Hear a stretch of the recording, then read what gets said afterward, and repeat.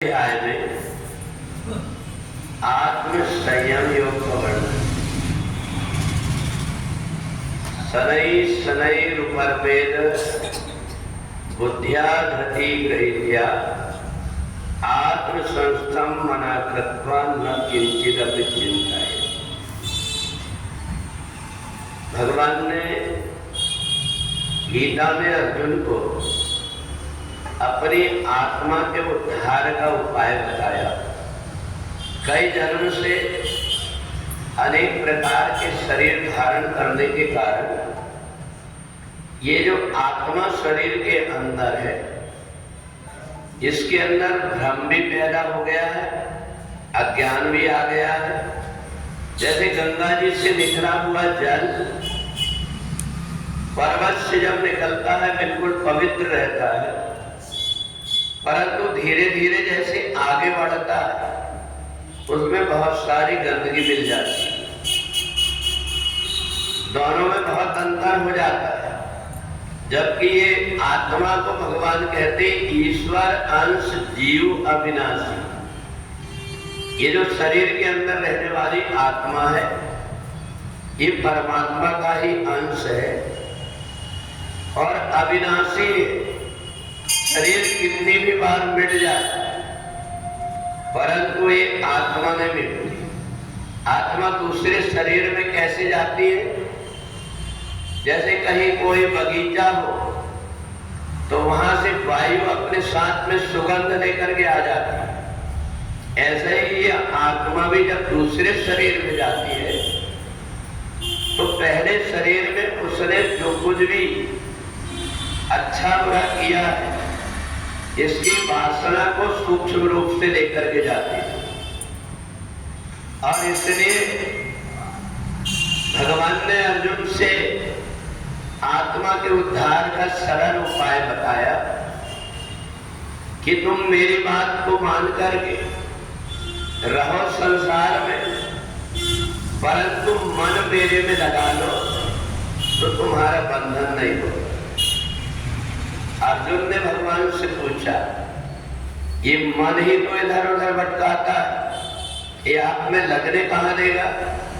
भगवान ने कहा शनै शनै ऊपर में दे, धीरे धीरे तुम कोशिश करो। रसरी आवत जात ते सिल पर परत निशान। बड़े बड़े पत्थर में भी निशान बन जाता है। रोज रोज केवल इतनी कमजोर रस्सी के घिसने से। और इसलिए ये जो गीता का ज्ञान है ये ज्ञान अमिट है। जिस व्यक्ति ने गीता को पढ़ना और सुनना सीख लिया उस व्यक्ति का पिंडदान करने की आवश्यकता नहीं होती, अपने आप ही उसका उद्धार हो जाता है। अंदर अपने आप ही गंगा जैसे पवित्र विचारधारा बहने लगती है। हमें पहले पहले बहुत कठिन लगता है। जब कोई आदमी पहले पहले मोटरसाइकिल चलाना शुरू करता है बहुत डरते डरते धीरे धीरे चलाता, दोनों तरफ पैर टेक करके, और सावधानी भी बहुत रखता है मेरे से गड़बड़ ना हो जाए। परंतु उतनी सावधानी व्यक्ति जब सीख जाता तब नहीं रखता। तब तो बहुत सारे लोग एक हाथ छोड़ करके भी चलाने लगते, मीटर भी नहीं देखते कि कितनी स्पीड में भाग रहा, क्योंकि उसका अभ्यास होगा। गीता भी ऐसे ही। और भगवान ने कहा मेरा तुम्हारा तो पिता और पुत्र जैसे नाता है। जो बालक है तोतरी भाषा सुनाई मुदित मन पितृ माता। तुम जो कुछ भी गीता में पढ़ रहे हो पेट से सीख करके कोई नहीं आता, इसलिए धीरे धीरे तुम अभ्यास करो। धीरे धीरे अभ्यास करने से ये जो गीता के शब्द है इसमें परमात्मा की वाणी जब अंदर जाएगी, अंदर की जितनी गंदगी है वो सब बाहर निकाल देगी। अंदर केवल परमात्मा की ही वाणी रह जाएगी। तो इसलिए एक बात और है, अगर हमने परमात्मा की बताई बात पर रास्ता पर चले, मान लो हमारा उद्धार नहीं भी हुआ तो भी हमारा कोई नुकसान नहीं होता। दूसरा, अगर हमें मनुष्य जन्म मिलेगा तो प्राप्त पुण्य कृताम लोकान, अच्छे परिवार में जाकर के जन्म लेकर के, जैसे किसी भी स्कूल से कोई व्यक्ति 5वीं की परीक्षा पास करके आता है तो उसको पहली क्लास से नहीं पढ़ना पड़ता, 6वीं में एडमिशन हो जाता है। ऐसे ही हमने पहले जन्म में जो कुछ भी उपाय किया है ये व्यर्थ नहीं जाकर के हमें सहायक बन जाता है। और इसलिए हमारे पर्व है, हम नवरात्रि में आदि शक्ति भगवती जगदम्बा की प्रार्थना करते हैं, पूजा करते हैं, हमारी बुद्धि पवित्र हो।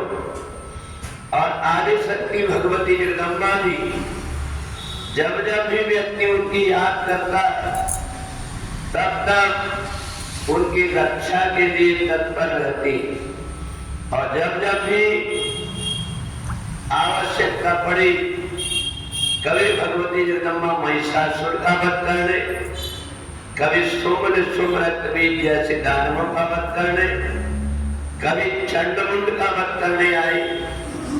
और साथ ही माता रानी ने बता दिया कि जब अनेक रूप धारण करके राक्षस पैदा होंगे, दुर्गम राक्षस को मारने के लिए जब मैं आऊंगी, दुर्गा कहलाऊंगी, युद्ध करते करते मेरा रूप विकराल हो जाएगा, तब लोग महाकाली के रूप में मेरी आराधना करेंगे।